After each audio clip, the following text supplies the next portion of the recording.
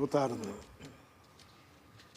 Boa tarde, bem-vindos a esta última etapa do nosso 8º encontro de escritores lusófonos e esse painel número 5, que é a miragem e a viagem, mais do que rima, é sina, vai começar com a presença do Emílio Lima, que está em Edimburgo, a Irondina, que está em Moçambique e que em breve poderá estar ligada a nós. Era suposto termos o João André, que nós conhecemos como Lupito Feijó, um poeta angolano, Prémio Guerra Junqueiro de 2020 e que acusou positivo a partida, portanto não foi possível embarcar para essa viagem. Lá está um caso de uma viagem que ficou por fazer, mas deu-me esse grato prazer também de ter aqui duas damas da nossa literatura e da nossa poesia, a Olinda Beja e a Regina Correia, e eu não sei se é possível ter duas primeiras damas da poesia, mas no fim vamos ver como é que isso fica. Sim, vamos ver. Mas à partida já temos aqui, e isso é um bom sinal para mim, que estou convosco, e é um excelente sinal também para a organização desse evento que saudamos sempre e saudamos sobretudo pela resiliência nesses condicionalismos todos da pandemia, ousar ainda assim realizar essa efeméride que é fantástica e que faz parte já também da nossa organização individual para aqui agentes de Odivelas. Nós, por termos esse último painel, temos também a felicidade de poder ter a música do Guto Pires, que é um grande amigo, um grande irmão, que eu estimo muito, desde os tempos em que, estando na CPLP, trabalhámos com a Orquestra dos Sons da Lusofonia, um primeiro embrião dessa comunhão de espírito lusófono que se forjou no final dos anos 90. Muito obrigado também por estar aqui. Ora, nós temos estado essas últimas horas a viajar e a falar da viagem e a viajar pelos livros, pela Biblioteca Dom Dinis e por essa possibilidade que o imaginário nos coloca de sair de um lugar, às vezes mesmo não tendo a necessidade de nos deslocarmos. O Emílio estava aqui connosco o ano passado, muito empenhado na poesia, na sua poesia e na poesia dos outros, com a imagem que eu tenho do Emílio é sempre a correr com uma câmara na mão, a captar o momento dos outros. Emílio, como é que é estar em Edimburgo? Eu estou aqui com uma coisa uma abacosse de mangas compridas e tudo de mangas curtas, em Edimburgo. Isso é possível? Ou só mesmo aí nesse teu estúdio? Isso é poesia, quase.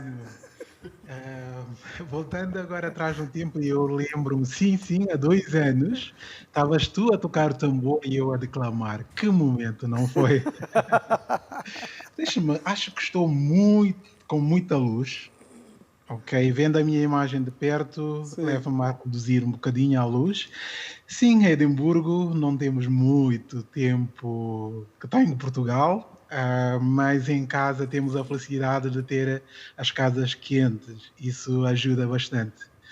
Entretanto, aproveito para mandar aquele beijinhos e candandos e abraços e morabeza às minhas 2 manas ali no painel,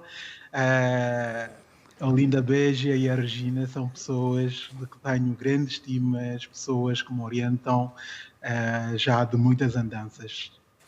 Amo-vos muito. E a toda a organização, o meu agradecimento por mais uma edição. Eu sou da casa, é uma casa que ajudou-me a crescer e é a casa que viu-me crescer. Entretanto, mesmo de longe, fazíamos viagens. E sublinhando o Arménio Vieira, eu diria, para começar, que enquanto imigrante, já com mais de 2 décadas de imigração, sublinho 100% o verso de que a viagem e miragem é mais do que rima, é sina. Digo isso porquê? Porque qualquer imigrante, ao deixar o país, faz uma viagem. E nessa viagem, a nossa miragem é para um futuro risonho. E agora, faço um paralelismo com o Miyakoto, a dizer de que um verso do Miyakoto na obra A Confissão da Leoa, onde ele disse o seguinte: a minha nação já não é a aldeia, nem sequer a casa, é esse encanto solitário. Por que é que faço esse paralelismo? Quando viajamos enquanto imigrante, miramos um futuro risonho, mas é uma sina com que acabamos por ter de não poder voltar a casa vendo-a como um encanto solitário. E isso leva-nos, enquanto poeta, num constante exorcismo de males que assola a nossa sociedade hoje, no presente, e condiciona o futuro, obviamente, de toda uma nação e de um povo. Por isso, escrevo a poesia para me aliviar e fazer terapia, mais do que tudo. Já sei e pressinto que estás em grande sofrimento, mas a minha questão é, isso é bom para a poesia, é bom para o poeta, e a poesia aí na Escócia é mais fria ou nem por isso? Ou dá para compensar com o calor da Guiné que te é genético, digamos assim? O bom do imaginário do escritor é esse, exatamente, poder imaginar, estar ali sem sair dali, estar num lugar sem sair de onde estamos.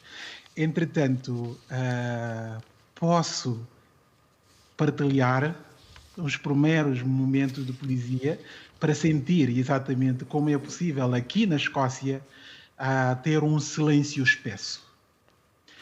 Chovia-lhe a transparência no olhar, miudinhas e oblíquas gotas a brilhar, mas com um espesso silêncio na alma que transbordava fora a sua viva alma. Ergueu-se sobre si, dirigiu-se à janela, puxou à esquerda a cortina de flanela. O jardim ostentava os tons primaveris. Ficou a apreciar o desenhar do arco-íris. O céu havia acabado de regar a terra.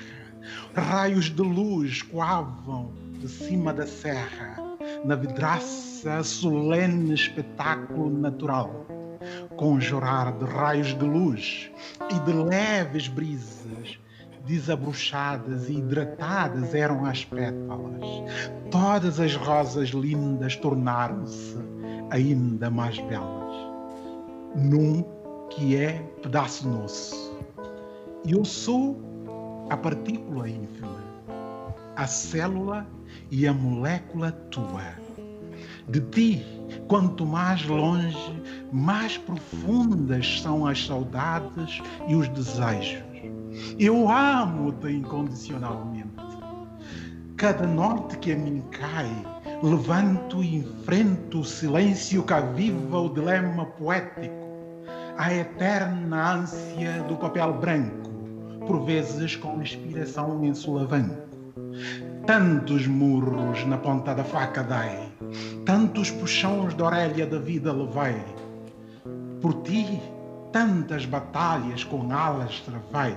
Por ti, contra gigantes e titãs lutarei. Por ser fragmento teu, todas as picadas e pancadas, todas as maltratos e distratos, angústias, injúrias e penúrias, tudo porque passas, juntos sofremos. Assim é o meu amor por ti. O amor que eu nutro por ti é o amor que na alma dói. Caio, mas levanto e insisto. Choro, canto, grito e resisto. Guiné-Bissau, musa e pátria minha, calar-me enquanto sofres, nunca. Eu sou um pedaço teu, mas nunca vou ao velório do teu corpo ausente. Abram as burras, que esse burro que sou nunca fora capaz de abrir, confessou. Abram as burras de quem nação pilhou e ao povo deixou pão com que o diabo amassou. Comprem as velas do meu tamanho, se soubessem que em cada rebanho sempre esconde um corpo estranho que dá à nossa alma um gélido banho. Comprem também outras do formato de coração do capitão do mato. Não me perguntem, porque refuto ir assistir o velório do corpo ausente da minha pátria. É inadmissível a inversão da ordem natural. Tal como não aceito a morte do menino, também não pactuo, nem ponho veneno, antecipando o velório de uma nação a pino e em desencontro com o seu belo e distinto hino. Agora que já sabem a razão da minha recusa, encarecidamente eu peço-vos, rezem, mas rezem como Deus a pôs na nossa tabanca jaz, corações que não repousa, com a angústia pela inverdade diariamente difusa, por quem expressa com beleza, destreza, nessa língua lusa, de que usa, por vezes abusa, e nem se escusa de fazer da diaba musa ou da musa diaba. Vou gemendo e lamentando por aí, pois em mim está atado todo o ato da arte do canto e do brando pranto. Vaidade minha, que falta faz a vela no inteiro. Não vou ao velório da minha martirizada pátria, porque encontramos no contraponto da incerteza, nesse nublado tempo de esperança sugada, onde nossa certeza não passa apenas e só da inquestionável e absoluta dó de incerteza, até mesmo a liberdade outrora conquistada. Isso mesmo. Agora, nada pode ser inequívoca, exceto a nossa bendita vontade de odiar amar, além da nossa capacidade atroz de coscovilhar, de invadir, de cobiçar, de subtrair o pão de outra boca. Obcecados vivem e hão de morrer por coisas fúteis, e o remorso, e o peso, e o nojo que gruda, e impregna e vai até às profundezas da alma dos corruptos inúteis. Todos eles, inúteis, da vizinhança aos confins da minha terra, todos eles, de vermes não passam e nem se comparam. Que mais falta dizer no contraponto desse tempo incerto? Muito obrigado a todos os colegas painelistas, Câmara de Odivelas, e eu fico por aqui, por enquanto, se houver necessidade de falar mais. Assim, nesse frio da Escócia, faz poesia. Muito bem, sim. Muito obrigado. Nós pensamos voltar a ti mais à frente. Eu vou pegar aqui com a Regina, porque a biografia que está aqui, a tua biografia que está aqui, começa mal. Começa mal. Lamento avisar-te, dizer-te, mas ela começa muito mal, porque ela não contempla o facto de tu teres feito uma viagem que se tornou numa desviagem emocional, que é, em alguns aspectos, a antítese de toda essa coisa fantástica que foi foi dito aqui nas últimas 48 horas, do poder da viagem. É que, no teu caso, a marca interferiu com a tua personalidade, não é? E com a personalidade da tua mãe, do teu pai, e etc. Não é? Vais ter que nos contar essa viagem a partir do cais, porque ela é por mar, não é como se faz agora por ar, não é? Ela é por mar e ela tem uma marca profunda na tua poesia, na tua personalidade, na tua vida. Como é que foi embarcar para essa viagem? Como dizes, Carlos, boa tarde a todos e muito obrigada à Câmara de Odivelas, como sempre, e sem desprimor para toda a gente e todas as pessoas da Câmara que são incríveis e desta biblioteca, que já é uma casa também para mim. Fica aqui um abraço especial à Helena Jardim, ela sabe porquê. Passando à frente, dizes que minha biografia começou mal. Eu começo sempre as coisas um bocado mal e depois, enfim, lá vou pacificando ou não sei o quê, as energias cósmicas vão pacificando tudo. Sim, este conceito de viagem realmente, da descoberta, do prazer, do conhecer o outro, da maravilha que tudo isto é, que temos ouvido, o transpor fronteiras, etc. Para mim, eu tinha já feito uma viagem, mas não tenho consciência dela, naturalmente, quando se faz no útero, em sentido inverso, não é? De Angola para cá, mas fui com 8 meses, também não me lembro, e também de barco. Agora, para mim, realmente a marca da viagem, quer na escrita, a que a doutora Isabel Pascoal chamou, falando da minha escrita há tempos, é a súmula da errância entrelaçada. E, de facto, acho... Eu não gosto muito de falar de mim, mas achei este conceito... Assertivo. A súmula da errância entrelaçada. Porque a primeira marca de viagem em mim é a antítese total de tudo isto que as pessoas vêm dizendo.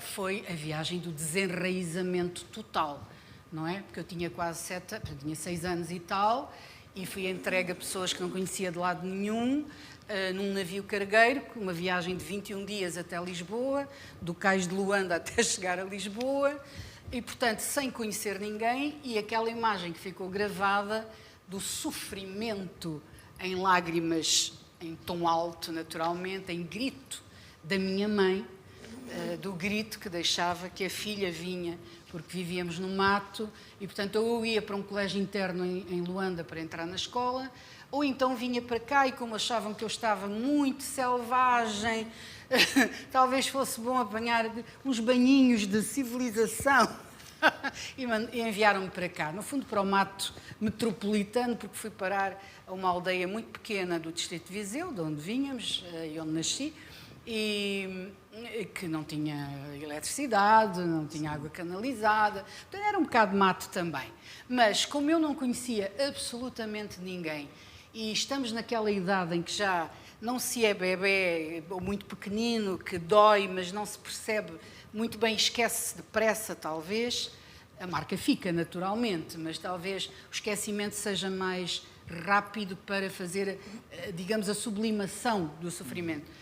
E estava, e também não era adulta, e, portanto, era aquela idade intermédia em que já se tem consciência do que se deixa para trás, obrigada, e, ao mesmo tempo, sem a tal miragem do sonho, do que se pode ir encontrar de melhor. Portanto, a miragem, para mim, na primeira fase do que é a viagem, miragem e sina, tem mesmo essa marca de desenraizamento e de grande sofrimento. Portanto, os próprios bilhetinhos que eu na escola comecei a escrevia para mim, era uma tentativa de preencher esses silêncios a que eu me via obrigada, porque tudo era estranho. Tu não tinhas interlocutor, tinhas que dialogar contigo própria. Não, até no vocabulário. Eu vinha do norte de Angola, portanto, numa fazenda, eu estava habituada a dizer certas... enfim, certas expressões que aqui não conheciam, naturalmente, na aldeia, e achavam muito estranho, mas o que é que ela está para aí a dizer? Tudo aquilo era muito estranho, a comida, tudo pronto. Uma criança de 6 anos, não é? E queria a mãe, queria o pai depressa, e eles estavam muito longe, e não havia telemóveis, nem telefones, nem nada disso, numa aldeia daquelas. Portanto, tudo foi desenraizamento. É claro que nesse sentido, a viagem marcou de tal maneira que, quando entrei para o liceu, ainda entrei em Viseu, eu já estava uma criatura tão metida para dentro dos meus silêncios dessa estranheza, que alguém, portanto, um médico da família, da minha avó, terá contactado com os meus pais, que me tinham vindo ver, entretanto, durante aqueles 3 anos e tal, numas férias, que eu não estava bem. E então a minha mãe, portanto, veio buscar-me. E eu regressei a Luanda em janeiro de 62 e depois fiz lá o liceu todo. Depois voltei para cá, para a faculdade. Mas a minha vida foi sempre pendular. Aí, mais tarde, ou seja, a viagem que me começa de facto a dar aquela tal sensação do prazer ou da descoberta e de uma certa pacificação. Primeiro foi o desenraizamento, depois há a fase do início da pacificação. Ou seja, para ti a viagem foi a desviagem. A desviagem. Onde? Nas bibliotecas. Por isso é que eu dou muita importância às bibliotecas. O meu, digamos, alimento para o corpo e para a alma e o que me salvou foram os livros na biblioteca do liceu e a sorte de 2 professoras, que uma ainda está em Luanda hoje, que é a Irene Guerra Marques, foi a minha professora de português, e, portanto, estas 2 professoras é que me tornaram viagem a desviagem, porque eu não venho de família com biblioteca em casa, estas coisas todas que a maioria dos escritores tem, e diz, não é? O meu pai, a minha mãe, nossa biblioteca, não sei o quê.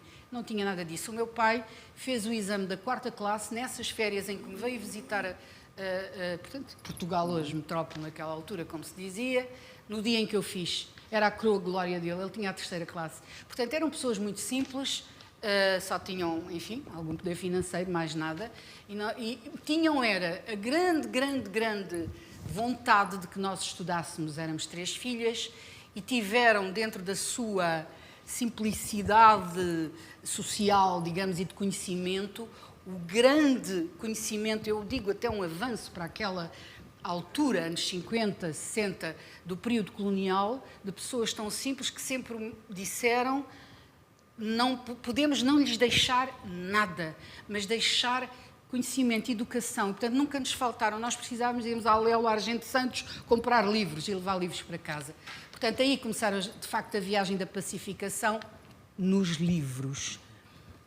Não sei se já estou a falar demais. Perdoaste os teus pais? Comecei a perdoar. E não é por acaso que o livro que saiu mais recentemente, de poesia, se chama Conjugação de Mapas. Portanto, não é desviagem. É exatamente uma cartografia identitária pelos lugares dos afetos. Os lugares só me interessam porque têm rostos e respiram em mim por essa tal pacificação. E, portanto, estão conjugados, não é? E neste triângulo também especial, que é Portugal, Angola e Cabo Verde, por razões de família, etc. E não sei se posso ler um poema. Era bom. Do livro. Digamos que é um pouco... como é que se chama? A síntese daquilo que disse, que é o poema que dá início ao livro e que se chama Paisagem Medular, porque este livro está repartido em diferentes geografias. Eu era um nome bordado numa bandeira. À porta de labirintos cartografados, na palavra futuro, enraizaram ilhas. Por cada passo cintado, nova fronteira. Lôbrego abismo circular sobre aquela bandeira sepulcro de infância mutilada. Cobriu-se o Tejo de esquivas barcas. Regresso ou partida para a vertigem da jornada. Do mar a estrela, do sal só flores. Marinho cavalo em bentas águas, da mansa gazela, negligente salto para a fome do leão. Tudo seria palavra alumbrada nas páginas faiscantes dos livros sugados à fúria desaforada de vil condição. Transfigurados demónios, fúria dourada rodando, rodando na tráfega de crenças e sustos, naquela fogueira de sonhos desterrados. Ah, mas viria então o tempo de flores à tona da ira que nenhum destroço consentiu no fim da via sacra por todos os pecados.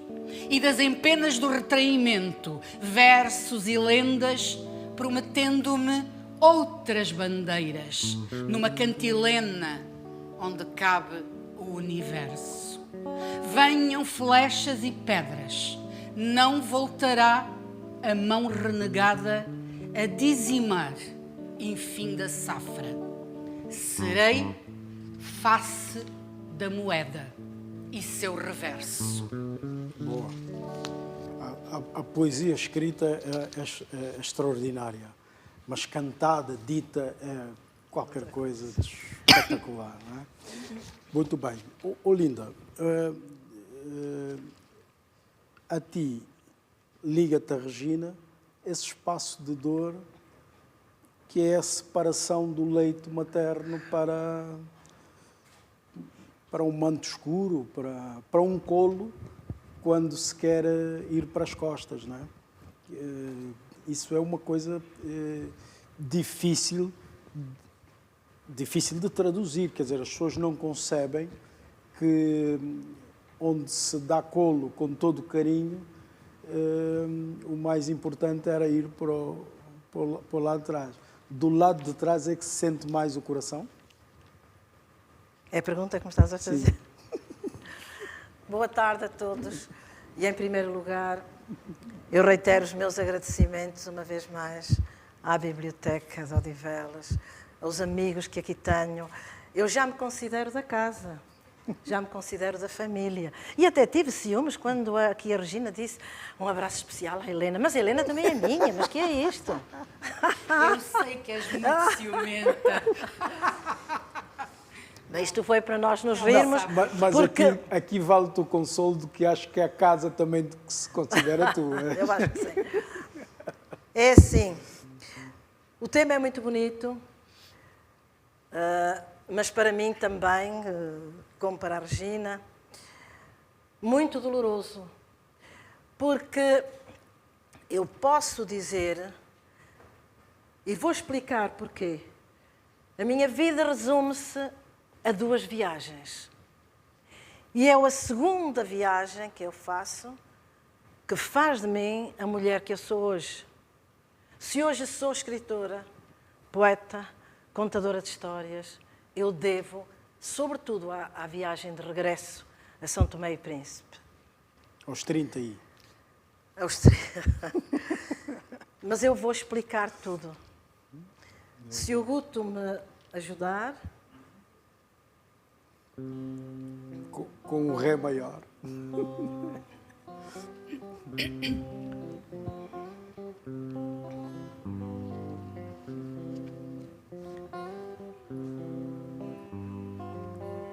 Quiseram fazer de mim uma europeia. Foi isso que aconteceu. Quiseram fazer de mim uma europeia. E por esse motivo me arrancaram das costas de Mãe África, minha mãe. Esperaram que um barco me trouxesse para cá do horizonte, com 2 anos e meio apenas. Outras terras, outras gentes, outros sóis, onde fiquei à mercê de outras leis, de outros costumes. Minha mãe, minha doce mãe, ficou no cais, suspensa na aragem das eritrinas em flor. E eu para ela, meus braços estendendo e perguntando ao mar imenso o porquê do meu destino. Oh, mamá moé, oh, mina moé, oh, mamá moé. Depois, ao chegar, deram-me outra mãe e mandaram-me à escola. E, é claro, nunca poderei esquecer que foi aqui, deste lado do mar, que pela primeira vez eu peguei no lápis para escrever o meu nome. 2 cidades apenas. 2 cidades e eis o meu nome. Ai, minha escola sem janelas, de onde eu via o mundo inteiro, no roteiro de outro mar. A aguarela indefinida na tela de qualquer vida, com vidas por encontrar. Carteiras prenhes de sonho no quadro, escuro e medonho com contas por decifrar. Mas onde a imaginação andava de mão em mão, sem saber em quem pousar. E eu sentado ali dentro, mas voando, viajando com o pensamento para o outro lado do mar. Mais tarde deram-me um colégio por escola, para aprender, enfim, boas maneiras e assim poder entrar na sociedade. Mas naquele colégio ensombrado, o meu grito ficou calado. Rasguei cadernos de esperança e o diário de criança. Saltei à corda inventada com os amigos do nada. E quando de lá saí, dei conta que não vivi. Não vivi por um motivo muito simples. É que me obrigaram a decorar todos os reis. Seus nomes, cognomes, dinastias. E nunca me disseram que na terra do cacau houve um amador que foi tão bravo como qualquer rei de Portugal. É certo que me mostraram todas as árvores, seus frutos, suas flores, mas nunca me disseram que havia tamarindos nas praias do Equador. Essa linha imaginária que divide a minha ilha ao meio e a situa no meio do mundo. E lá, do meu andar, da minha janela, eu queria ver a linha do Equador, queria viajar até lá, mas não era a ilha que me viu nascer que eu via. Sabem o que é que eu tinha de fronte da minha janela? A Serra da Estrela, imaginem só. Ai, aquela serra ali de fronte do meu peito, a sufocar os meus ais e a impedi-los de viajar para além do horizonte.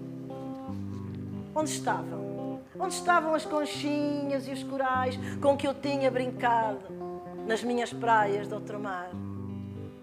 Perdiam-se nos meus olhos os sinais dos barquitos de papel que construí.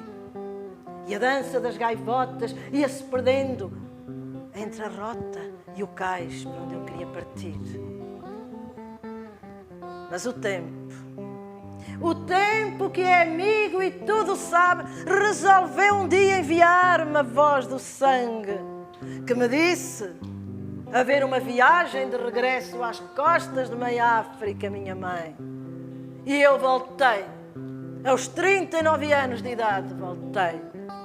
Oh, minha mãe no cais à minha espera, oh, mina moé, oh, mamá moé. E fomos de mãos dadas ver o mar, a artéria principal da nossa infância. E cometemos aventuras e loucuras nos fundões das noites tropicais. Ai, noites da minha ilha, suadas nos corpos quentes, macios, doces, dolentes, mexe, remexe e aperta o corpo cheio de cio. Vai como as águas de um rio quando se atiram ao mar. Ai, noites da minha ilha, ai, noites da minha terra, nem vale a pena lembrar. Bibi, minha tia, que me viu nascer, falou-me em crioulo, que eu já não sabia, mas ela ensinou-me a ler. Bom dia, oh, minae, que não passa hoje. Leve, leve, sou. Filipe, meu tio, meu guarda de infância, contou-me que a viagem, escondida em meu ser, era aquele navio, o Kwanza sombrio que me viu partir. quiseram fazer de mim uma europeia. É verdade. Quiseram fazer de mim uma europeia, só que se esqueceram de cortar o cordão umbilical, que ficou para sempre preso nas raízes da velha eritrineira que meu velho avô plantou na roça de Molembo. Obrigada, Guto. Muito bom. Oh, Linda. Muito bom, não. Muito mal. Sim, quer dizer, não, é mau para ti, mas é bom para nós. Eu sei. É bom para nós porque essa personalidade que tu tens... Eu ainda dias disse no meu programa que tu eras a maior performer que eu conheço dos últimos 40 anos, porque provavelmente isso te é intrínseco. Quer dizer, a tua poesia é a tua vivência, é a tua vivência mais pura. Quer dizer, não, eu imagino que tu olhas para o horizonte e te aparecem letras, né? Palavras, não pode ser de outra forma.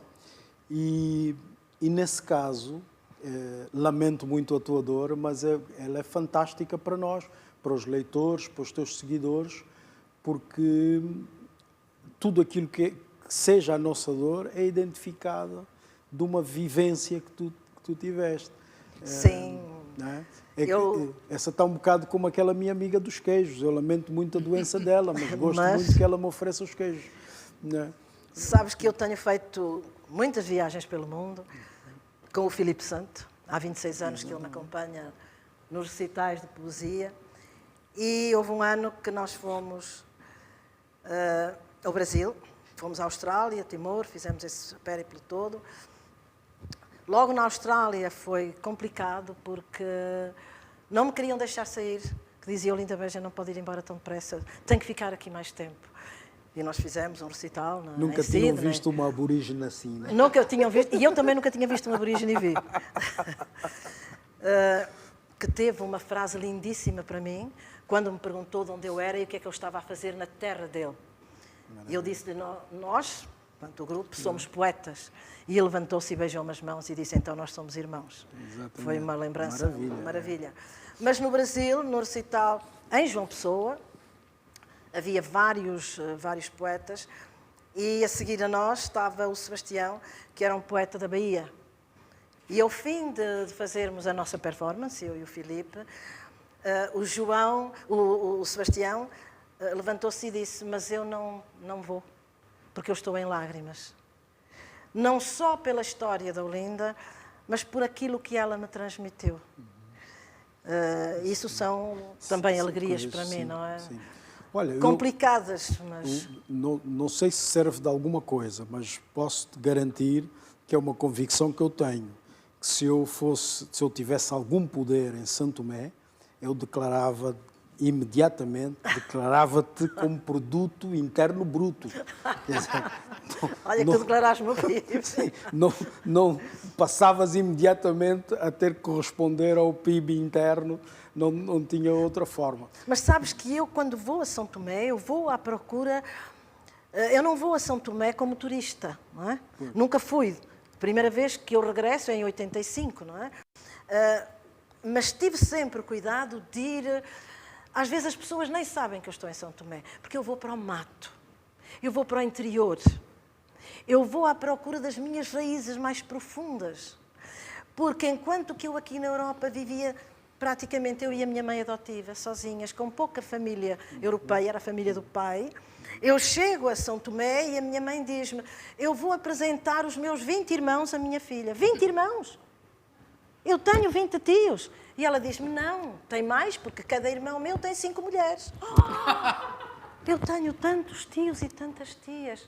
Eu tenho 96 primos. Ninguém compreende essa fartura. Ninguém compreende essa fartura. E então eu, quando chego, antes que eles me vão visitar, porque é uma loucura, então eu parto para as terras deles e fico lá com eles. Eu já fazia o mesmo aqui em Portugal com os meus alunos e fiz isso na Suíça com os meus alunos. Gosto de ir às raízes, gosto de ir a humus, da Mãe Pátria. E eu fui sempre em busca daquilo que às vezes as pessoas não compreendem. Por vezes dizem-me, mas como é que tu viveste 30 e tal anos aqui em Portugal? E como é que tu chegas a São Tomé a essa paixão? É que eles não compreendem que a família paterna me disse em Portugal que a minha mãe tinha morrido. Porque a família paterna era toda aristocrata e então a mãe, como era preta, tinha que ter morrido. E eu vivi sempre com essa confiança. A minha mãe já morreu, pronto. Até ao dia em que chega a irmã e diz que a mãe que está viva e eu tenho que ir.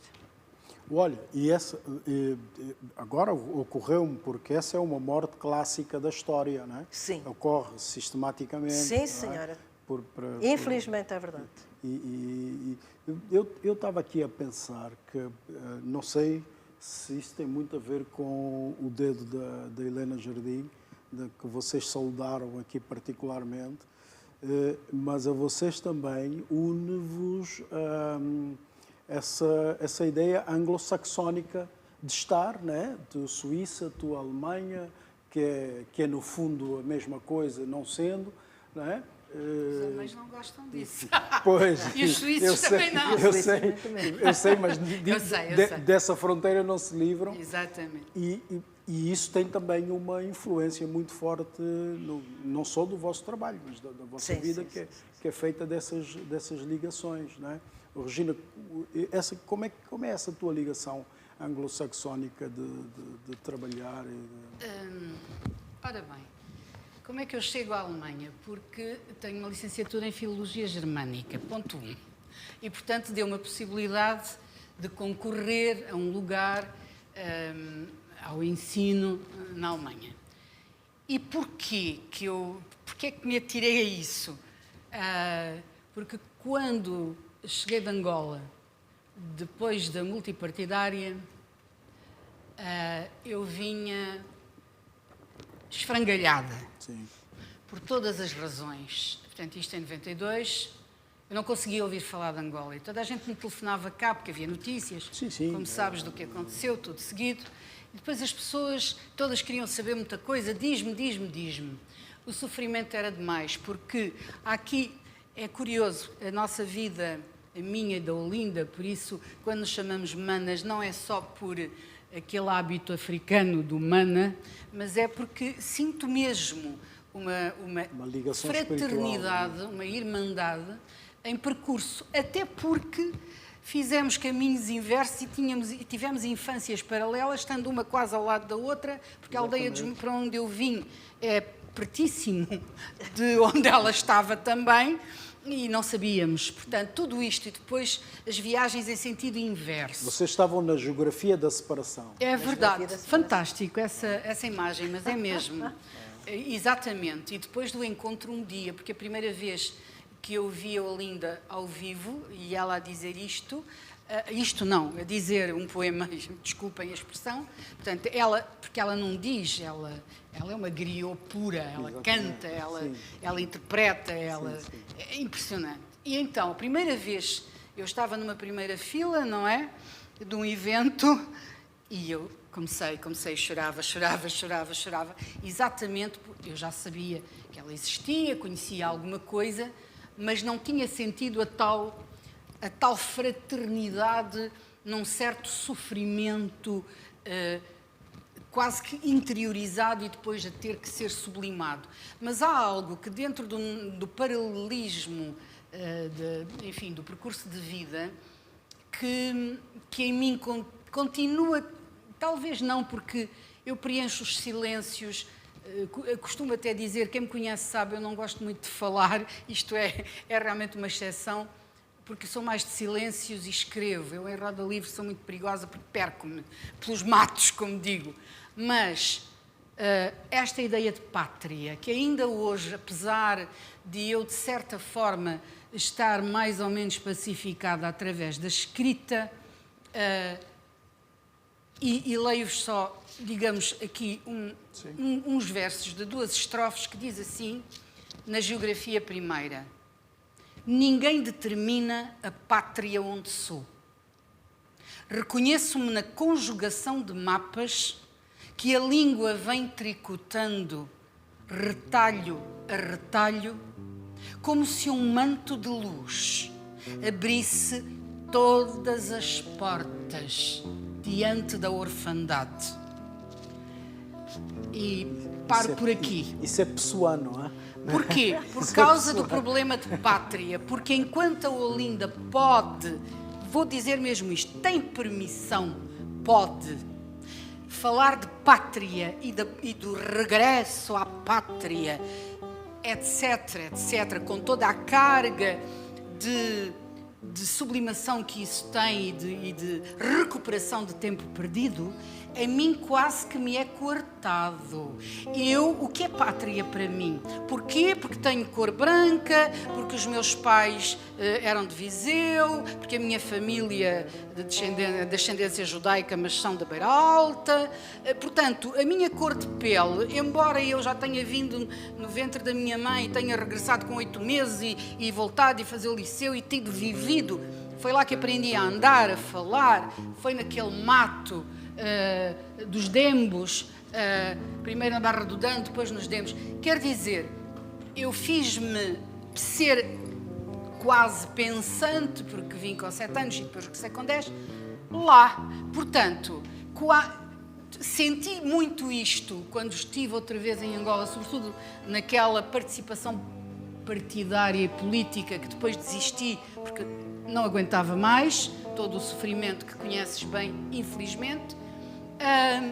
Mas porque a minha cor de pele, portanto, isto é o reverso da medalha. Sim.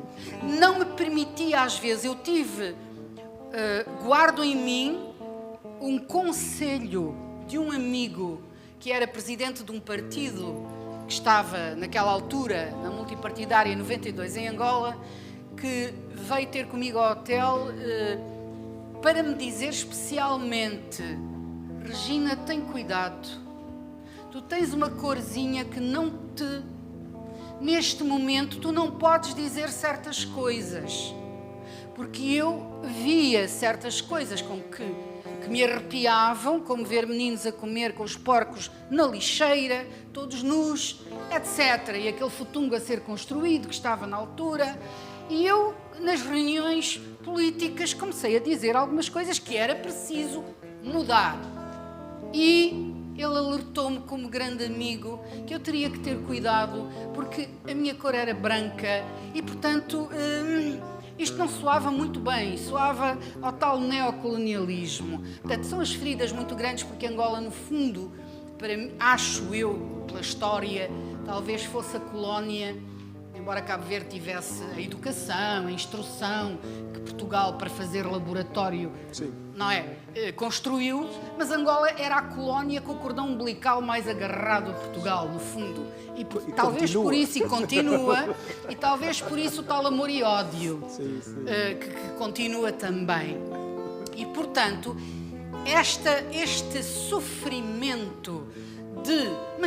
Mas porquê? Mas não é minha pátria porquê? A minha pátria é ele que é preto, é ela que é mestiça, sou eu que sou branca, é o meu filho que é mestiço, quer dizer, são os de olhos rasgados, é toda a gente, porque é nas línguas em que eu me entender, e mesmo que eu não me entenda, são os meus irmãos, porque a minha pacificação, de facto, com a estranheza e o mundo do lado de lá, não é, que me amarfanhou em criança, foi feita através disto. Olha, eu ia perguntar, eu ia fazer sempre essa pergunta, porque eu tenho essa ideia de que a tua consciência de branca só ocorre já depois dos 6 anos. Ah, não é? Claro, muito. Ou seja, quando começas a ver muito branco, não é? Quando cheguei... Foi uma das coisas, quando eu falo da estranheza, que às vezes as pessoas... Mas o que é isso da estranheza? Tu vieste onde se falava português, para o pé da família, não sei o quê, mas eu não os conhecia. Eu nunca tinha brincado com meninos brancos, eu nunca tinha visto tanto branco junto na minha vida, não é? Porque vinha do mato, de uma fazenda em que havia os meus pais e mais meia dúzia de funcionários lá brancos, 2 ou 3, e depois as minhas irmãs ainda eram muito muito pequenininhas, ainda não brincavam comigo, quase, e portanto eu brincava era com os meninos na senzala, não é? Cá fora, com os pretos. Portanto, para mim era tudo muito estranho, mesmo entrar na escola aqui e aquelas crianças todas, aquilo era tudo muito branco para mim. Portanto, e há um amigo, por acaso, é cabo-verdiano, mas que quando eu vim para a faculdade me dizia: opá, mas eu olho para ti e eu não consigo ver a tua cor, dessa cor, porque ele dizia que só gostava de raparigas morenas. Do nosso tempo, Tony. Ele dizia: eu só gostava, e tu, quando eu te disse, sabes quem é? Ele dizia: pá, mas eu olho para ti e eu não vejo essa tua cor. Eu vejo-te, epá, eu vejo-te preta, desculpa lá. Porque era a minha maneira de estar, de falar, e tenho aqui amigos que foram desse tempo e sabem como nós tínhamos um grupo fantástico. Eu coloco essa questão justamente porque essa Isto é terrível, esta história da pátria, agora está na moda, que eu não posso dizer, do Angola que é a minha pátria, ai não, porque é branca. Essa discussão da cor da pele, que está agora na moda como a cor da raça, né? Sim, que é uma estupidez. Que é uma estupidez. Ela é absolutamente nova, porque nós nunca traduzimos isso. Era a postura, era a forma de estar que determinava eventualmente a classe em que se enquadrava determinada pessoa, né? Exatamente. Portanto, isso é absolutamente novo.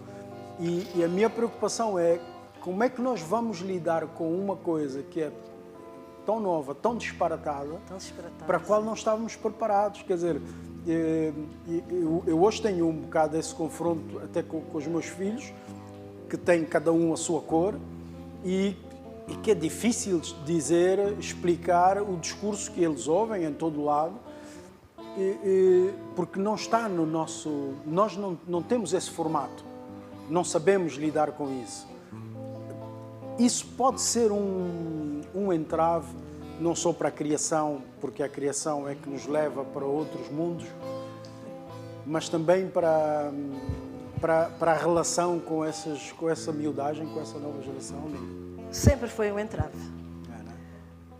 Por exemplo, para mim, que vivi muitos anos em Portugal, eu até nem gosto muito de falar nisso, porque me faz... Mas temos que falar, eu acho, porque agora fica cada vez mais perigoso, o silêncio fica cada vez mais perigoso. E os poetas são obrigados, e a arte é que salva. Eu acho que há a obrigação de falar destas coisas sem complexo. Temos obrigação de falar. Não há, tem que ter complexo. É preciso enfrentar, não é? Por isso Isto é muito complicado. Eu ontem publiquei o livro, Bom Dia.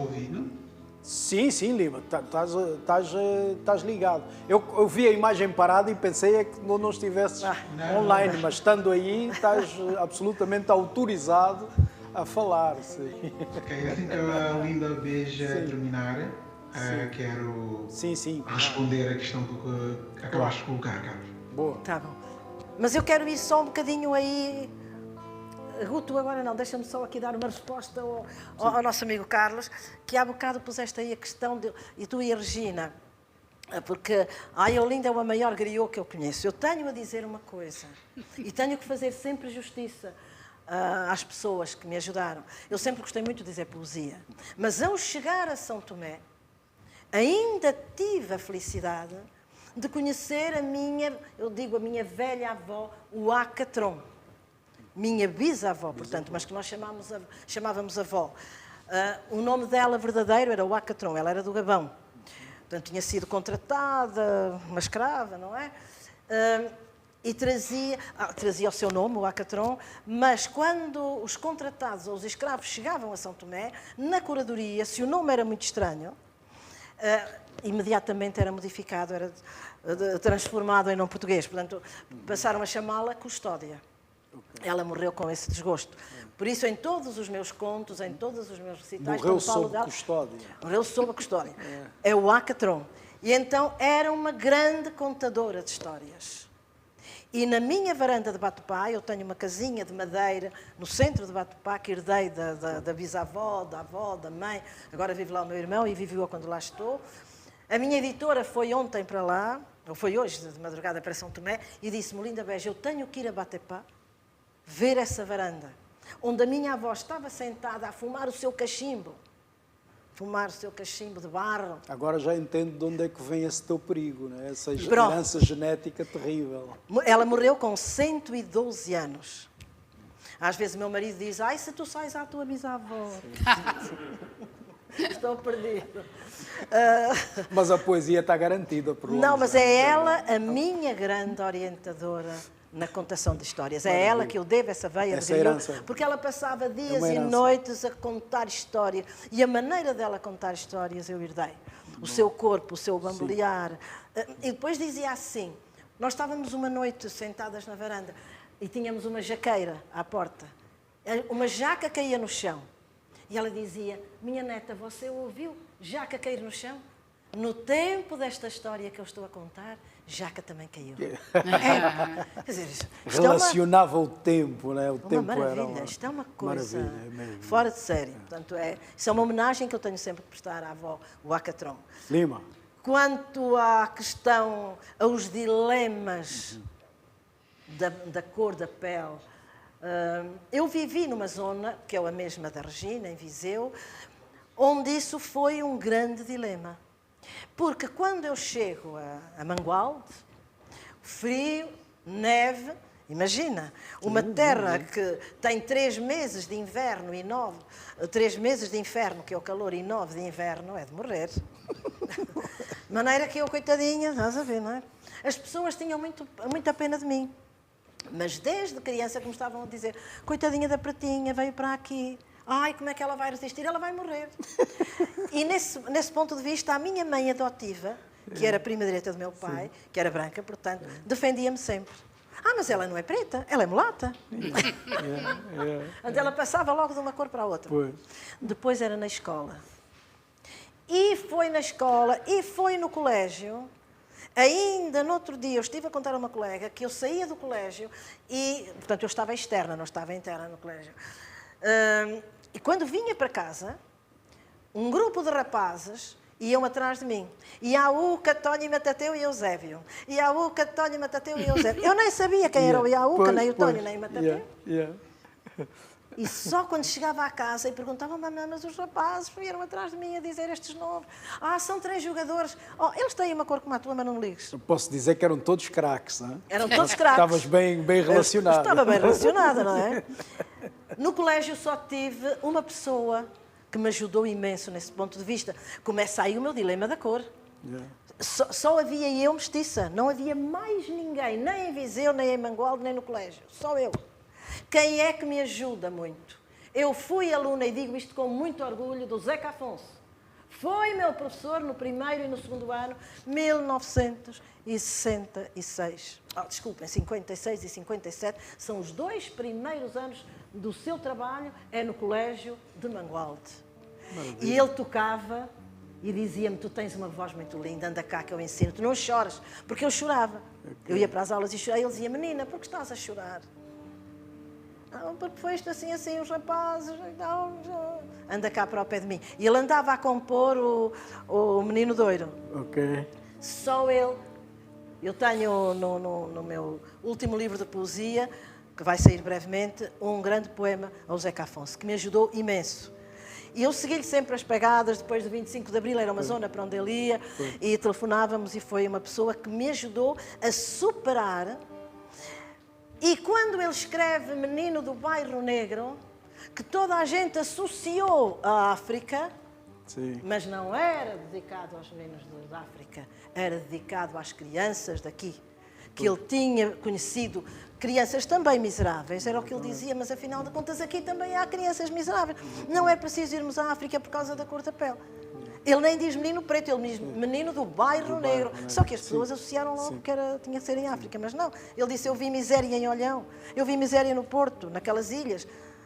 Portanto, essa coisa da pele... Tem um desconhecimento que interfere no meio, não é? Um desconhecimento muito grande, porque as pessoas, eu digo sempre, as pessoas não sabem história, as pessoas não leem. Mas eu vou dizer outra coisa. Eu também tive esse problema ao chegar a São Tomé e Príncipe, a minha terra. Exatamente. Em que os miúdos iam atrás de mim. Branca, Branca é... Eu disse, Branca, eu? E eu tinha que pedir à minha mãe para vir comigo ao mercado. Sim. Porque Sim. Eles não acreditavam que eu era de lá. Então eu tive que aprender outra vez o crioulo para ir ao mercado e falar com ele e levar a mãe, e levar os tios. E era muito engraçado porque a minha mãe, eu contei-lhe que as crianças e as pessoas chamavam Branca, e ela então disse-me, então amanhã minha filha vai ao mercado com o seu tio Filipe. E eu perguntei, porquê, mamãe? Porque seu tio Filipe é preto, lu. Portanto, era o mais preto da família. É giro. E diz que é seu tio. E então aí as pessoas, mas ficavam admirados também. Claro. Porque ia da Europa. Claro. É os conceitos, eu penso que também está ligado ao conceito. Na Europa tem que ser tudo branco, lá tem que ser tudo preto. É uma coisa que, lá está, que as pessoas não estudam história, as pessoas não sabem. A amplitude geográfica é muito pequena. Tanto cá como lá. Dá-nos o privilégio de anunciar a primeiro personagem da raça literária que és tu, que não era suficientemente branca para ser de Viseu, nem suficientemente preta para ser de Santo Tomé. E sabes que eu fui o ano passado não, há 2 anos, à Sertã, convidada à Maratona da Leitura para contar histórias. E fui a uma aldeia, levei o meu guitarrista, o Filipe Santo, e fomos os dois, a biblioteca destinou vários pontos, várias aldeias para a gente ir contar histórias. Eu cheguei lá, era num café, numa aldeia recôndita. Comecei a pendurar a história e entra um homem lá da aldeia e diz, o que é que se passa aqui? E o dono do café disse-lhe, aquilo era mais uma tasca até que o café, disse, é aquela senhora que vai contar histórias. E no século XXI ele tem esta frase, o quê? As pessoas da biblioteca são doidas? Então, tanto contador de histórias branco e mandam para cá uma preta? O Filipe quis-lhe azar Quando quiseres, Regina. Peço desculpa, é só uma pequenina interrupção. Um grande abraço para o Emílio que está lá, ali. Vai já falar. Só para dizer uma coisa, talvez eu me tenha exprimido mal, porque, sim, esta questão naturalmente da cor da pele é atualíssima, infelizmente, por todo o mundo, não só cá, isto é transversal cada vez mais. Mas o que eu queria dizer é este conceito novo, para mim, portanto, eu não é o problema, o dilema em mim não era a cor da pele, é a pátria. Esta história de pátria. Eu até digo que não tenho pátria, eu tenho mátria. Pronto, está bem, isso, mátria ou pátria, seja lá o que for, mas esta noção de poderes dizer eu quase que tenho pejo, pudor, quando alguém me diz, então, mas tu és de Angola? Eu digo, então, tu nasceste cá, quer dizer, aquela história, onde nasceu é que não sei o quê. Eu digo, pai, não tenho pátria, eu não quero saber de bandeiras, até porque desembarquei com uma bandeira na mão, portanto, bandeiras para mim não me interessa. Mas é o problema da pátria de uma pessoa que é branca e que sente que também o lado de lá é pátria, mas tem que ter cuidado, porque não pode, porque não tem lá o bocadinho. Regina, não é esse problema do ela é pretinha cá ou eu era branquinha lá. Não, é a noção de poderes dizer que a tua pátria também é aquela. Não, mas, Regina, isso tem... E isto é pós-independência. Sim, e mais atual do que... Estamos de acordo. Regina, portanto, não é tanto este dilema do racismo básico. Mas é também o fato do desconhecimento das pessoas. Porque, repara, porque quem conhecer a questão angolana percebe que também não há, nem em Cabo Verde, um lugar onde a colonização portuguesa se estabeleceu a um nível tão elevado de mestiçagem como em Angola. Ou seja, se há sítio onde há mais brancos... Há uma altura, no final dos anos 70, em que em Portugal havia 10% da população era negra, e havia em Angola talvez o maior número de brancos fora de Portugal. Portanto, é sempre uma estupidez relacionar isso. Porque é a falta de viajar. As pessoas que viajavam de um lado para o outro viajavam sem essa noção da cor. Mas era isto, era mais a noção de pátria. Sim. De ter direito a dizer. Ok, eu acabo por ser mais novo aqui do painel. Mas o Carlos tem o nome do meu filho, acaba por ser o meu filho. Eu peço tiro a palavra. Maravilha.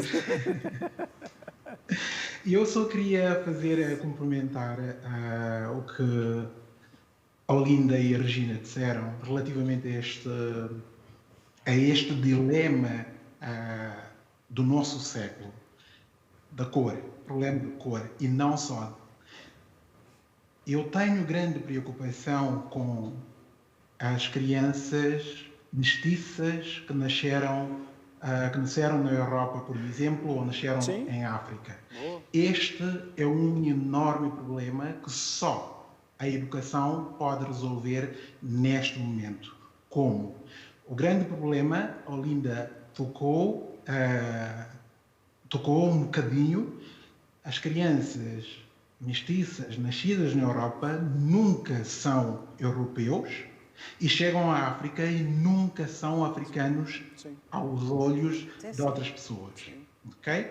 Agora, como é que podemos fazer para encurtar este fenómeno? Aí entra a educação cultural desde a tenra idade. Temos que dar a conhecer não só a história, como a cultura do lado de lá. Por exemplo, eu vivo em Edimburgo. Edimburgo é uma das cidades mais multiculturais da Europa. Aqui vivem mais de 10 ou 15 diferentes, mas muitas raças diferentes. E, entretanto, nas escolas vais enfrentando essas situações, vais tendo ali e acolá, mas eu digo com muita vontade de que a discriminação neste nível que eu sinto ou que eu senti, por exemplo, nos meus primeiros anos em Portugal, não sinto cá. Mas não quero com isso dizer de que não existe. Existe sim, muito dissimulado, e a regra é muito rígida. Muito rígida. Entretanto, nas escolas tentam não só permitir com que não se fale da discriminação, mas ensinar. Agora, o que eu estava a dizer, nós decidimos fazer o seguinte. A minha esposa criou um boneco que chamou Emma. É um boneco completamente preta, com trajes africanas, com um único objetivo, lúdico: ensinar as crianças brancas a aceitarem desde a tenra idade as crianças africanas. Isso o que é que fará? Automaticamente, quando conhecemos bem a cultura do outro, mais tolerantes somos. Isso também funciona no sentido inverso. Mas pronto, lá está, é falta de viagem. Estamos não a divagar, claro, porque continuamos a falar da poesia, continuamos a falar dos efeitos da miragem na viagem. E quando eu disse no início da minha intervenção de que, ao sair da Guiné-Bissau, 20 anos depois, sentimos a necessidade de voltar a casa. E daí saltou-me à vista o que o Mia Couto levantou na obra A Confissão da Leoa. Que casa? A minha casa hoje, a Guiné-Bissau, por exemplo, de que eu falei, já não é uma pátria de que me orgulha, com tudo que se passa, com todo o desmando, com tudo que realmente vem de cima. Entretanto, é um encanto solitário. Agora, antes, e eu sei que já estamos a caminhar para o tempo final, e eu gostaria que o Guto Pires, o meu primo que está aí, me acompanhasse a dizer apenas 2 minutos. Pode ser? Pode, sim, claro. Perfeito.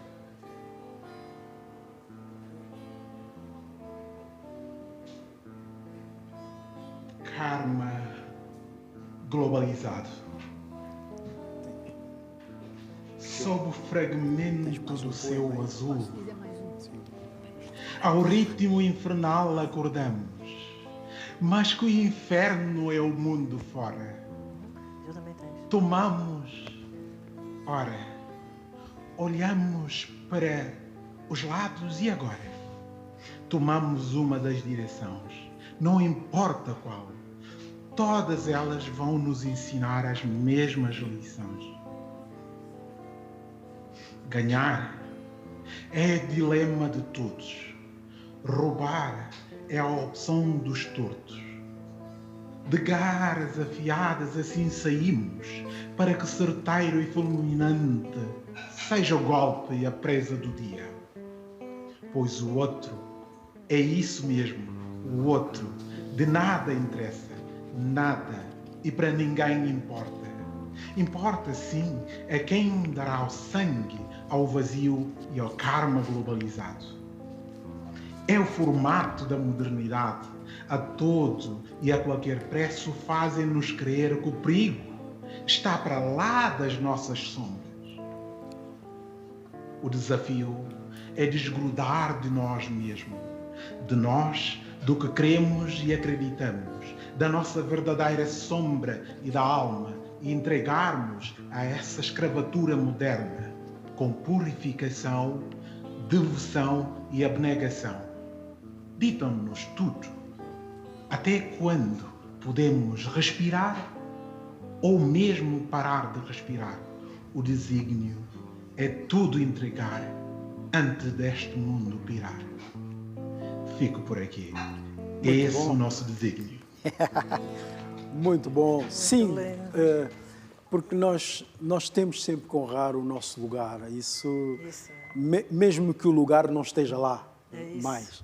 Eu acho que isso é um ponto de honra. E eu quero referenciar também o Guto Pires. O Guto, eu tenho no meu imaginário uma coisa da Guiné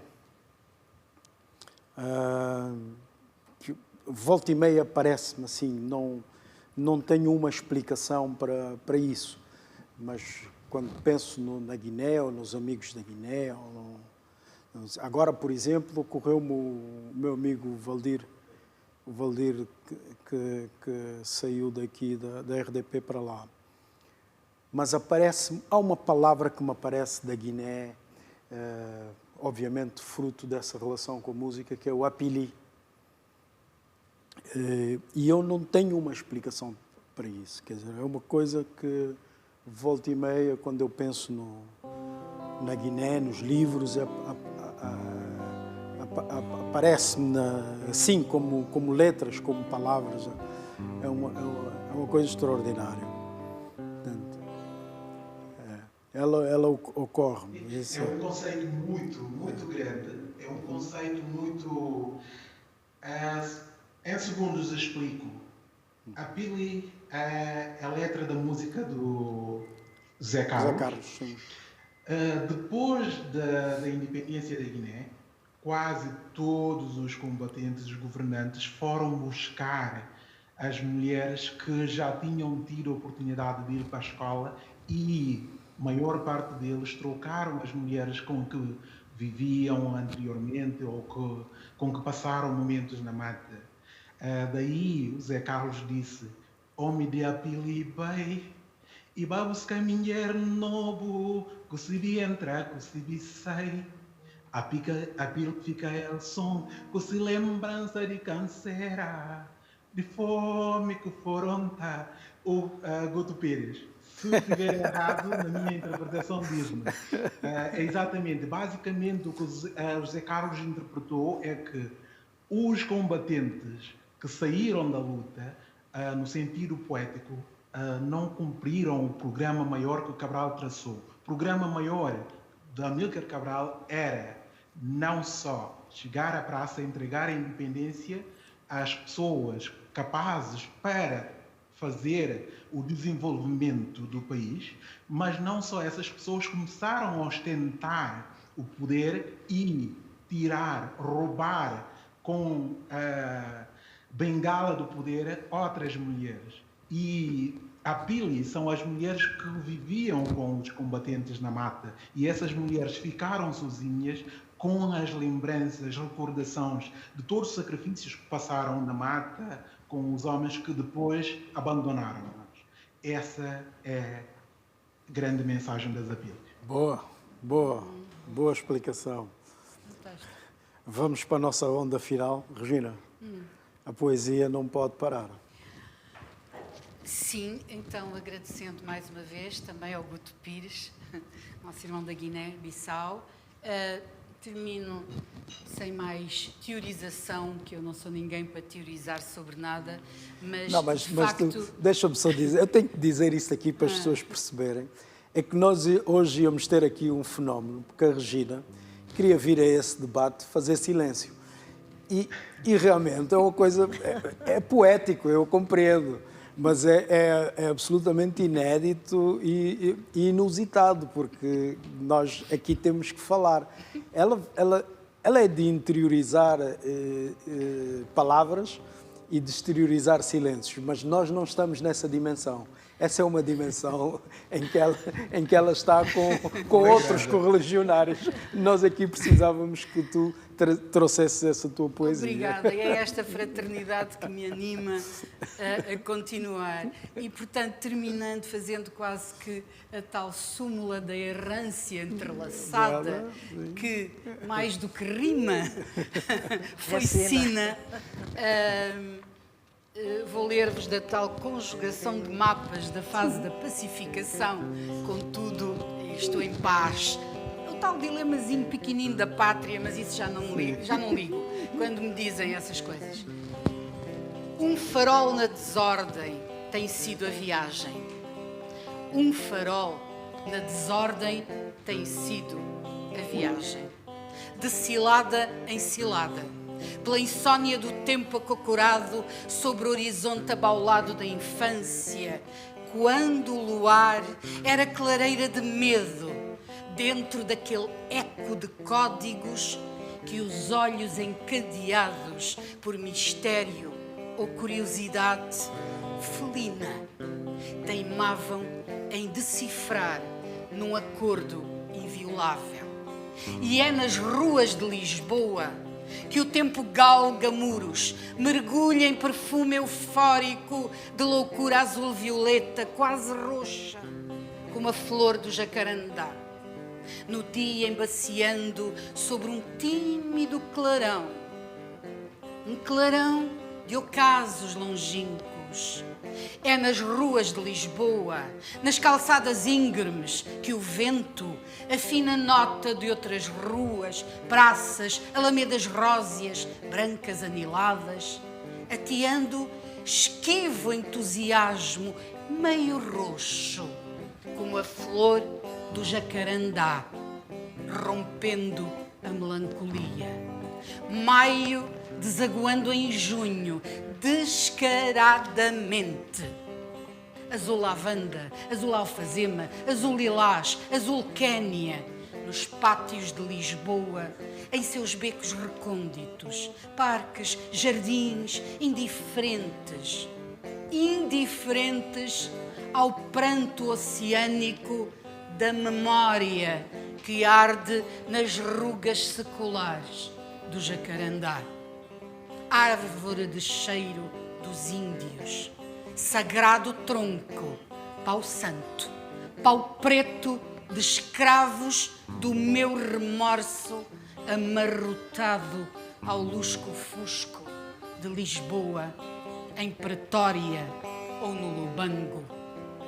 Frondosos emergem afoitos da névoa fina e úmida do cacimbo, abrigando magnânimos, gentes em alvas vestes e bichos da canícula escaldante e malfadada como a morte. Jacarandás de Angola, os outros. Os outros. Semente viajeira no tango das marés, no choro dos violões, no samba, no semba das casuarinas, no lamento dos blues noturnos, ecoando na fenda da Tundavala, nas grutas do Chivinguiro. Os outros. Os outros da minha infância de peixes raros, da lua pela fresta do universo e de aves namorando sobre as copas do mangal. Jacarandás de Angola. Os outros. Esses daquela época irreal, batucando códigos de mudança no latejar do futuro, entre os capins das margens e a submissão irada dos frutos nas terras de Jinguba e do café. Os outros da juventude no ouro da tarde distante, das ruas da cidade marítima, onde acordam ânsias e um cemitério cinzento só lembra as flores. Dir-me-ás se voltares. Sei que voltarás e com os olhos vendados percorrerás a traição da pele ancorada no mar, sempre presente. Muito bom. Muito obrigada. Muito bom. Ainda mais aqui com essa coisa Obrigada, do Helena Nangai, Guto. do Guto. Olinda, antes de leres esse texto, queria, porque acho que podíamos passar essa informação também aos nossos seguidores, do lançamento do teu livro ontem, que está inserido numa série de contos infantis que tens, ou era poesia, infanto-juvenil em conto. O que é que foi lançado ontem aqui na Associação Cabo Verde? Ontem foi o lançamento do meu último livro, como quem diz? Sim. Infanto-juvenil. Bom dia, Mama Flor. E bom dia, Mama Flor, porquê? Porque nesse livro eu quero acabar com o tabu. O tal tabu que nós estávamos a falar, o tal tabu que falou o Emílio, que é o problema das crianças mestiças. E acabei por escrever esse livro ao pedido do meu filho. Às vezes diziam, pois mãe, tu andas para aí, então, e a nossa história? E eu dizia, deixa isso, não mãe, tem que ser contada a nossa história. É a história do menino mestiço, que é o meu filho, e que quando andava na segunda ou terceira classe, como se dizia naquele tempo, um dia chegou a casa muito triste. Não queria comer, só chorava, não falava, mas o que é que tu tens? O que é que tu tens? Portanto, a história é mais longa, mas pronto, eu estou a abreviar. Porque hoje na escola, o Ruca, que era um coleguinha de carteira, disse-me que a minha mamã, que era muito feia, porque tinha a cara muito escura. De maneira que eu aproveitei para todos os dias à noite, ou antes dia sim, dia não, porque a minha mãe também lhe contava histórias de cá, então dividíamos as histórias. Um dia era uma história de Portugal, outro dia era uma história da África. Eu contei-lhe toda a minha história e a partir desse momento já era ele que ia para a escola e dizia, senhora professora, na terra da minha mamã, onde eu tenho uma outra avó, há um passarinho que anuncia a chuva. E os meninos têm que repetir, ou sou boa. Ele ia desde casa até à escola a dizer, ou sou boa, ou sou boa, ou sou boa, ou sou boa. Quando chegava à escola dizia à professora. Mas não foi fácil. Sim, mas é um caminho. Mas foi um caminho que se abriu e aos 15 anos o meu filho estava em São Tomé, onde vai todos os anos e adora São Tomé. E ele diz a minha casinha ou a casa de Bate-Pau ou de Guadalupe, porque eu nasci em Guadalupe, mas a família é toda de Bate-Pau. Portanto, foi esse o lançamento do livro ontem, porque ele passou a chamar-me. Ele também viu que eu fiquei triste por uma criança ter dito aquilo. Portanto, e um belo dia, até foi no dia dos anos dele, fizemos uma festa com muitas flores, eu pus uma flor na cabeça e de manhã fui ao quarto chamá-lo para ele ir para a escolinha e levava a flor. E ele levanta-se, abraça-me e diz, bom dia, Mama Flor, és muito linda. Pronto, e aí está o título da obra, Bom Dia, Mama Flor, que várias pessoas já leram e disseram que, na realidade, as mães, por vezes, não falam. Nós, por vezes, não falamos, isso é um tabu. Deixa lá, filho, esquece. Mas temos que falar. É preciso falar, eu acho. Sim. Então, e este texto? Eu vou... chama-se Uma Viagem, talvez a última, ponto de interrogação. Do meu livro À Sombra do Ocá. A minha querida Regina esteve a falar no Jacarandá. Eu vou falar no Ocá. Prémio Literário Francisco José Tenreiro. E o ocá, solamento, é a nossa maior árvore, é uma das maiores árvores da África e de todo o mundo. E este ocá que me deu o mote para escrever este livro, infelizmente, por ignorância, lá está, da natureza que as pessoas por vezes têm, já foi derrubado. Estava considerado um dos maiores ocás da África, na estrada que vai da cidade de Guadalupe. Uma fumeira. Nossa, Estão- uma fumeira. Ficarei em paz à sombra do ocá, na claridade dos campos de capim e lemba-lemba. Campos que minha avó plantou e capinou e colheu e repartiu cestos e cestos de goiaba, grumichama, pitanga, salambá. Nas margens desses campos hão de pernoitar as aves e na sua contradança guiarão meus versos até à varanda do tempo. Minha varanda de luz inclinada nos coqueirais de Porto Alegre, nos coqueirais de Batepá. Minha varanda onde ressoam, como embalo de criança, meus passos primévoros. Minhas histórias vividas entre Guadalupe, Mulembu e Uba-Flor. Meu derriço de quimeras escondidas no chaile materno, apagadas que foram em lareiras de roble e verde pinho. Por isso daqui de onde estou te mando este recado. Sê a minha ilha enquanto eu existir e as sombras do teu peito ouvirem os meus ais. De distância em distância, as aves ouvirão o sussurro das estrelas que preenchem o teu céu. Só elas é que sabem a minha dor ausente, nascida no silêncio de tão longa espera. Por isso eu te imploro, minha ilha dos amanhãs, recebe os meus poemas e as cinzas do meu corpo na minha última viagem. Muito obrigada. Muito bom. Com o João Seria na guitarra.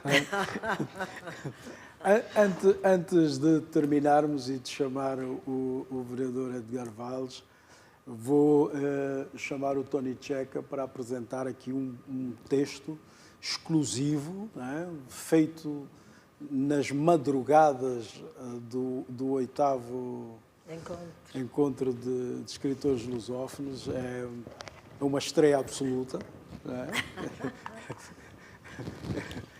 É uma pré-publicação falada,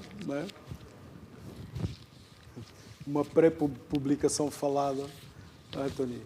Eu só quero dizer uma coisa. Sim, ainda podes dizer. A Helena, ao Dr. Edgar, para a semana a biblioteca terá aqui livros. Bom dia, Mama Flor, porque ontem a editora esgotou tudo e depois foi ela que me mandou dizer também este recado. Duas boas notícias numa só fala. Numa só fala. Ler é viajar. Viajar é ler. É ler, é.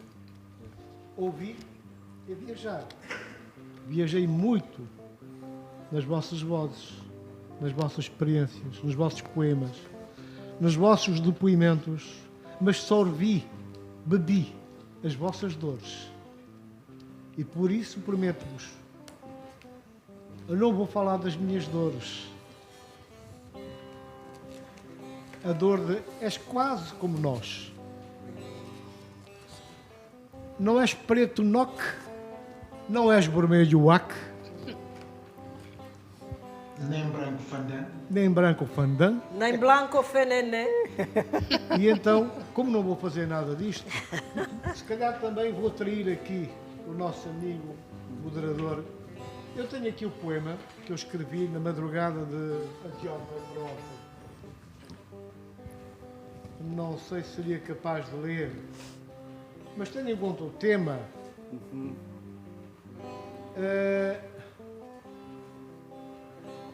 eu vou ficar noutra viagem, porque nós viajamos e às vezes dizemos não à viagem. Não vamos, não aceitamos, não queremos, por alguma razão. Aqui há uns anos, não foi anteontem, não foi de madrugada, escrevi este concerto de Juntamon, quando o mundo quase todo, ou uma parte dele, festejava um grande acontecimento da história. Eu chamei-o Concerto de Juntamão. Juntamão é estarmos juntos, de mãos dadas, mão na mão, no nosso crioulo. A dor encosta-se a mim, abraça-me forte, espalha-se-me pelo corpo, em glândulas de fome. Enfermo, declino o convite para a grande festa da liberdade. Estou no meu tempo, no meu espaço, na minha tabanca onde festa é choro, é doença, é criança morrendo dia a dia, hora a hora. Não, não vou a Berlim. Não, não vou ver o muro em pedaços. Viajo sim no olhar desesperado do menino moçambicano, nicando a raiz seca que deixou de crescer para morrer na boca pequena. Na África tabanca, morre-se aos pedaços. E pedaços que não são saudades da minha herdade, deixo-os fluir no vento.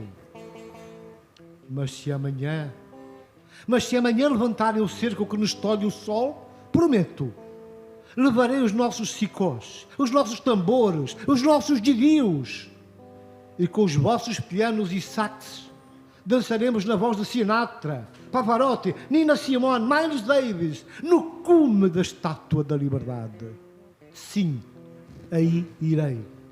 O batuque terá o sabor das pedras ontem feitas muro, e de cada pedaço da vergonha caída nascerá um tambor para o concerto de Juntamão. Mas eis que tempos depois entro numa outra viagem, a viagem do povo adormecido, o meu povo, a minha concha, a minha terra, a minha Guiné. E o título do poema é Povo Adormecido. Há chuvas que o meu povo não canta, há chuvas que o meu povo não ri, perdeu a alma na parede alta do Macarel, fala calado e canta magoado, vinga-se no tambor, na palma e no caju, mas o ritmo não sai, dobra sobre o cicó como guerreiro vergado, cala o sofrimento no peito. O meu povo chora no canto, canta no choro e fala na garganta do bombalão. Grei silêncio quebrado nas gargalhadas de Cocilindra, em quedas de água moldando pedras, esfriando corpos esculpidos no corpo do bicilão. Muito obrigado. Bravo, muito bom. Obrigado, Tony Checa.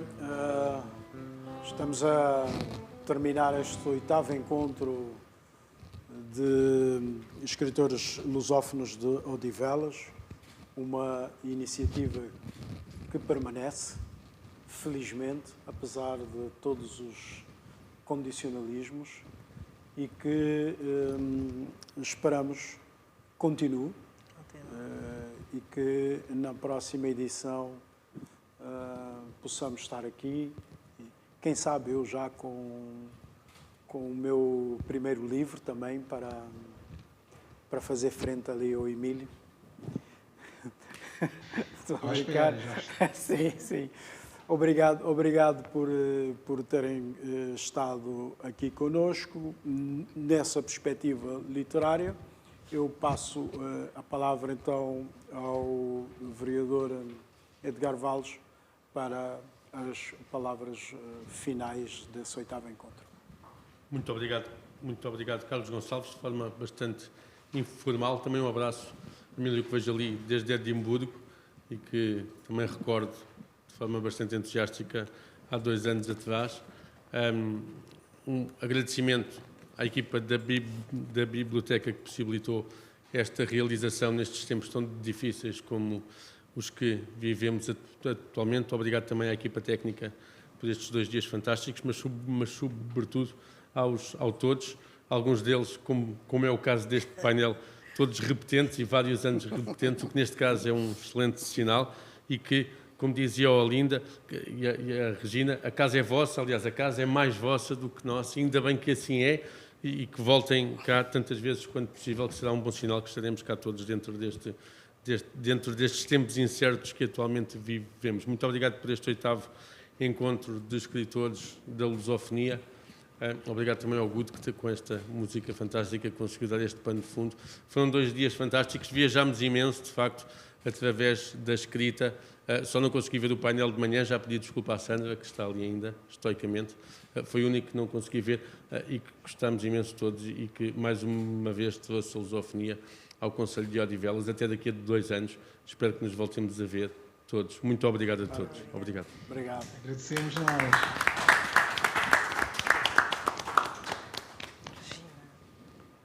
Dá-lhe aí um toquinho de saída.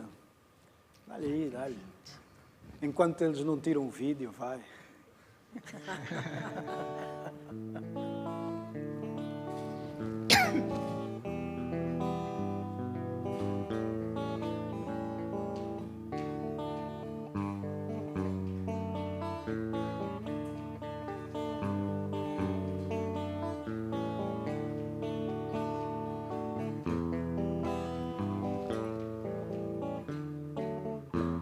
a ver a linda a dançar.